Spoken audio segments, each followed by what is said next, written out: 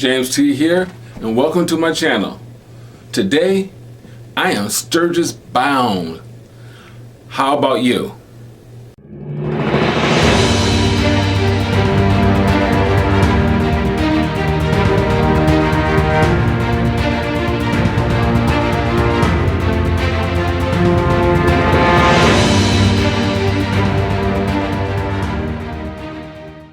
Alright, welcome back. Today I'm going to share with you the routes that I take when I go to Sturgis and why I take these particular routes. So without further ado, let's get to the maps. Alright, this map represents the route that I took the very first year I went to Sturgis in 2000. For the first few years of going to Sturgis, I rode a 1999 Harley-Davidson Road King. It was highly modified. It started out as a 88 cubic inch. I pushed it out to 95, took off the stock carburetor, installed a 42 millimeter Mikuni carburetor, and I had it tuned for sea level. And that's highly important because that made a big difference once I started riding across the country on that doggone thing. It's a beautiful bike. It ran quite well. Here's a picture of it. Anyway, that first year, that way I went just about established the way I would go every year thereafter. Okay, here. Now, when I take off from Las Vegas. I'm sorry, I take off from San Diego. Matter of fact, that's my address right there. I take off from San Diego. My first stop is in Las Vegas. It's not that far. I think Las Vegas from here is only about 330 miles or something like that. And I stay here at the Wild Wild West, the Days Inn. Wild Wild West gambling hall and hotel. It's reasonably priced if you get there through the week. You get there on Friday, they're going to want $175 from you for a room, and it's not worth that much. This is why I stayed. This is my first year. This is why I stayed here. Okay. And from Las Vegas, I took off to Las Vegas. Then I began to have some problems with the bike. I pulled over in Mesquite here, which is good. I had to get gas anyway. Oh, that was another major thing about my 99 Road King. It was so pumped up. My gas mileage was maybe 125 miles to a tank. And that's a 5-gallon tank. So that's how poor my gas mileage was. Not only that, as I started to go up in altitude, she started running really bad. Keep in mind, it was tuned for sea level. So I stopped in Mesquite, got some gas, got back on, and it was running, she wasn't running that great. And I stayed in Mesquite for a while, get myself together. And then I took off, left Mesquite, going this way here. Let me pull this out. Past Beaver. I like to stop in Beaver and get gas. There's something about stopping in Beaver that I just like Beaver. Anyway, come out of there. And then I started having problems about here. I stopped in Richfield. This is my first year. So I stopped in Richfield. I stopped at a Super 8 here in Richfield. Now what's cool about stopping at this particular Super 8 off of the I-70 is that right across from the street there's a great steak restaurant. Great food, great breakfast, great dinner. So it's kind of found that by accident, but it was nice to have that. So here we go. So I stopped in Richfield, and right across from that Super 8 there is a at Flying J truck stop. I went over there and I changed out my jets and my carburetor. I had to lean it out. I'm doing this on the fly. Okay, I leave Richfield and I'm going along. I'm minding my own business. I'm going along. Bike's running great. It's just burning up a lot of gas. And I was kind of scared because there's a sign about here that says no gas for the next 100 miles. And I had just left Richfield and I'd done about 20 miles. I was like, God, I hope I make it. But I made it to Green River. And when I got to Green River, here off the I-70, I got to Green River. I stayed, let me see, where is that? Oh, not there. I stayed there. I'm sorry. Yeah, the Super 8 in Green River. It's off the I-70. Typically, they have a lot of rooms. One year I went and, God, they were full. I had to stay somewhere else, but I stayed here. Okay. And let's see. I left Green River, come out of Green River, moseying along. Had some problems with the bike, so I stopped at Harley-Davidson Grand Junction. I had to rejet the carburetor again, and I had to take a look at it, see if there's any. The guy, they helped me out. They let me use some tools and what have you. Even though I had some basic tools on me, they helped me out with some tools, and they didn't mind me working right there on the premises. And they had a nice restaurant at the Grand Junction Harley-Davidson. I don't think it's there anymore, but it was cool. So I take off from Grand Junction. I pass Rifle, Glenwood Springs, and I'm getting up. Oh, wait a minute, where am I? No, wait a minute. I passed something here. Rifle, I stopped, let me see, I left out of there, and I stopped in, I passed it, because I stopped in Eagle, Colorado. And I'm not seeing it right now. Eagle. That's Jimson. Glenwood Springs. Cicero. I've been to all those places. I met some people there and I hung out with them one year. And that was fun. Eagle, Colorado is in here and I'm not seeing it. It's right after Glenwood Springs. I don't know why I'm not seeing it. Anyway, not gonna sweat it. I did stop in Eagle.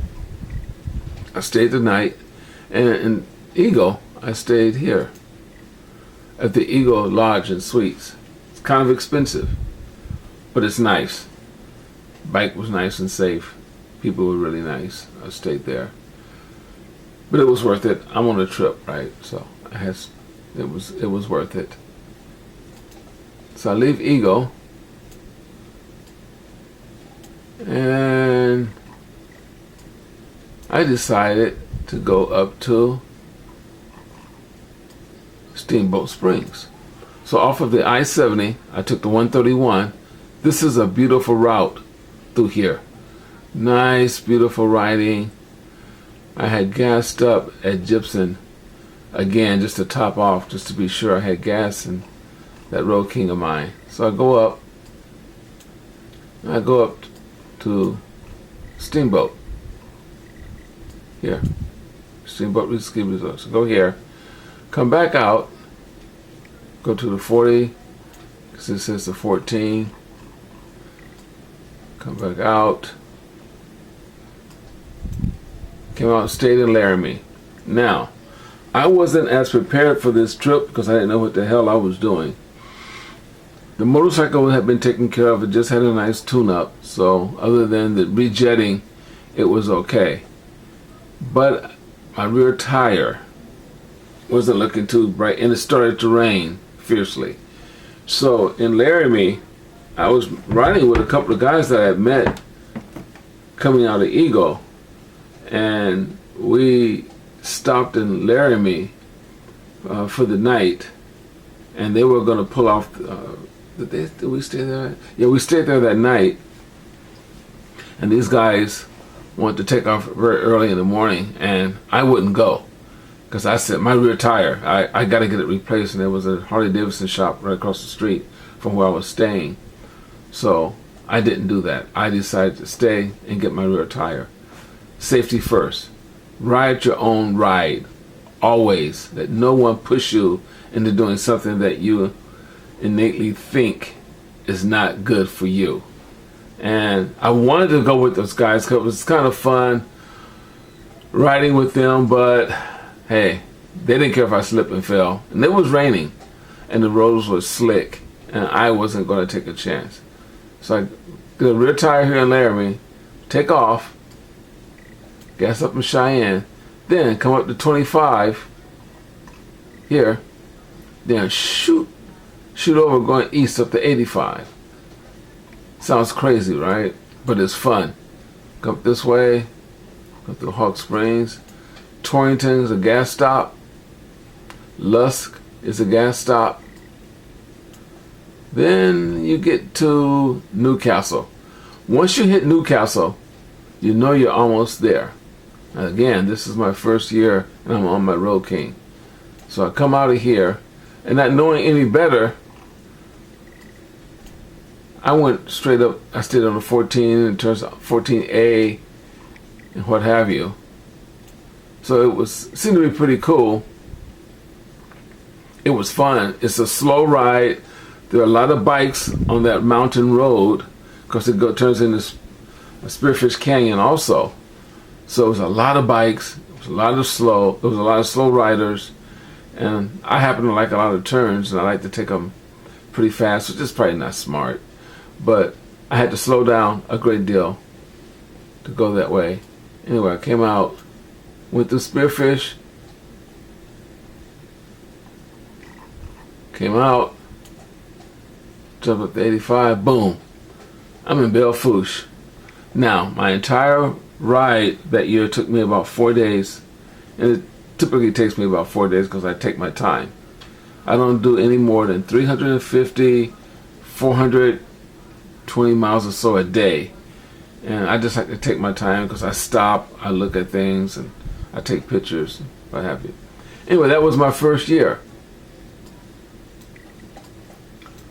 So that was that. That was my first year. And that, believe it or not, somewhat established the route I would take every year thereafter with a couple of minor changes. Now that was my first year. And my second year, I made a friend in Fort Collins, so I started staying there before and not going up to Steamboat. So that would be this route from San Diego. Again, I stopped in Las Vegas.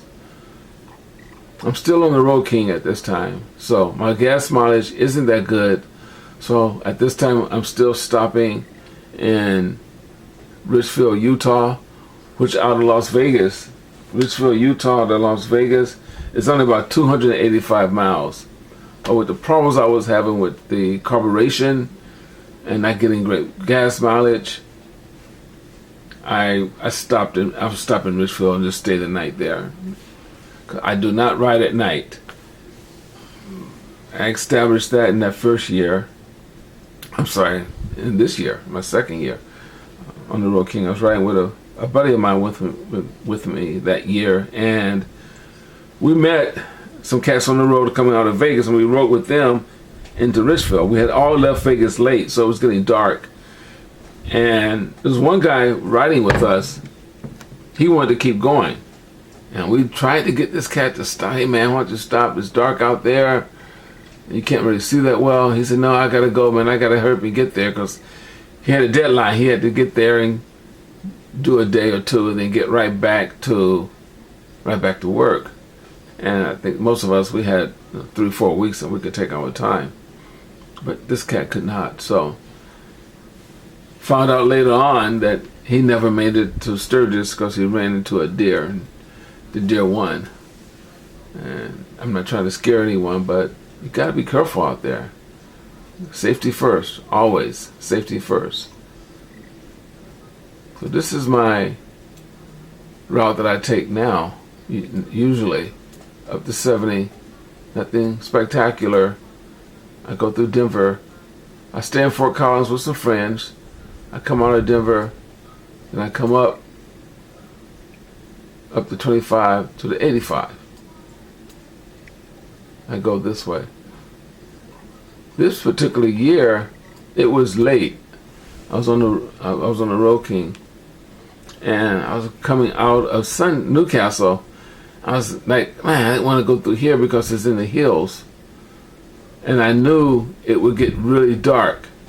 And I did not want to be riding in the hills, dark, and it was getting dark already. And I wanted to get in Bell before it got back as night. So the gas station attendant here, she said, well, look, why don't you roll up here, then go over through Sundance, and then come up to 90. She said, now, it's a few miles further, but you can do it faster because the 90 is Interstate 90. And going up to Sundance, and you can burn a lot of road here fast. On the 585 here, oh yeah, you can tear that up. So hit this, come up here, hitting 85-90, and she's burning black smoke almost all the way. When I got to Spearfish, I had to rejet it even before I got to Belle Fourche, and I hated that. Love the bike, but man, that was some hard riding. So that's basically the route that I take, and that's basically why. Now there are some places that I like to stop and eat. When I stop in Vegas, there's a Denny's inside the restaurant. I was inside the hotel there, and that's nice because they're open. I don't think they're open 24 hours, but they're open very early. So I was able to get some food. When I get to Colorado in Fort Collins, here, I like to eat at, excuse me, the Waffle House. I love eating at the Waffle House. I like the waffles. And the Waffle House is, let's see here. I got some notes here I'm looking at. Okay, the Waffle House is on East Mulberry Street in Fort Collins. A great place to stop, get some good food. I think they're open 24 hours. And when I do stay in Fort Collins sometimes when I don't stay at my buddy's house, I stay at the Baymont Inn, which is a walking distance from the Waffle House. And from there, it's just a day's ride to Belle Fourche. From there, it's only 350 miles, and that's a hop, skip, and a jump. Not bad at all. So I enjoy doing that. All right, I hope that was helpful. Anyway, the next thing I want to share with you is money. When I go to Sturgis, well, let me go from the beginning. From the first year that I went to Sturgis, I took about $2,000 with me. I came back home with $500. That doesn't happen anymore. Now today when I go, within the last 5-6 years or so, I take at least $3,000 cash with me. I prefer to do all my transactions in cash. Don't like my card number getting out there. Don't know what's going to happen. I don't want anyone being able to get my number. I take a card with me with a limited amount of funds just in case I need extra money. So I do take cash with me. When I ride to Sturgis, I wear a full-length t-shirt, a long-sleeve t-shirt every day. Even when it's 105 degrees, 110 degrees, I have a long-sleeve t-shirt on every single day. I do wear my full-face helmet. Kind of an oxymoron in that once I get to Sturgis, I wear my half helmet. Go figure, right? Anyway, from my other video that I do wear my Kevlar jeans. They're very heavy. I don't have to wear a lot of chaps with those. I have to wear my chaps with those most of the time. So that's basically it. Going to Sturgis is a blast. Riding to Sturgis is a blast. I typically go the route. Another reason I go the route that I go is because on my Road King I was having so many problems with changing the jets. Didn't know where I was going, didn't know what to expect on the road, and I wanted to make sure I was on the main highway or interstate just in case something happened. Then I would be able to get some help. That was one of the biggest reasons that I stayed on the main road, and I kind of stick to that. I'm not in a rush to get there. I take 3 or 4 days. On my way back, I may even take longer because I have more time. Typically, I don't have to get back to work. I get about 4 weeks. And I stay in Bell almost that entire time. Anyway, that's my video. I hope you enjoyed it. I hope it helped. I hope I see you at Sturgis. I'm looking forward to it. Each day is getting closer. I'm getting more and more excited. It's getting difficult to work, but I am looking so forward to Sturgis. And I hope to see you there. Oh, one more thing I almost forgot. The weather. The weather can be crazy. It can be 90 degrees 1 minute and thunder and lightning the next. Be prepared. If you don't mind riding in the rain, then ride it out. I suggest if a bad thunderstorm comes up, you stay where you are. Get under a shed, go into a building, let the storm pass. Don't try to ride through the storm. I did that twice, 2 times. Both times I felt like I wasn't going to make it. The wind was so fierce. It was scary. I've never been scared on my motorcycle, but I was scared those 2 times. And guess what I did? I let someone talk me into getting on my bike and trying to get to a certain location. Thought we could outrun the storm. Well, we couldn't. Anyway, that being said, take a ride to Sturgis, ride your ride, have fun, be safe, and I do hope to see you there. I hope you enjoyed this video. And this is me, James T. And I'll talk to you later. Take care.